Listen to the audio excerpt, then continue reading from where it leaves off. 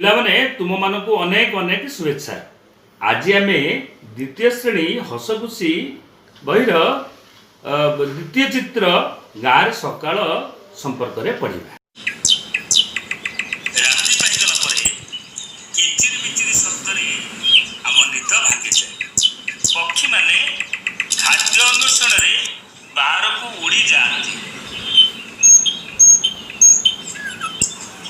ଆମେ ସକାଳୁ ଉଠି ଦାନ୍ତ ଘଷୁ,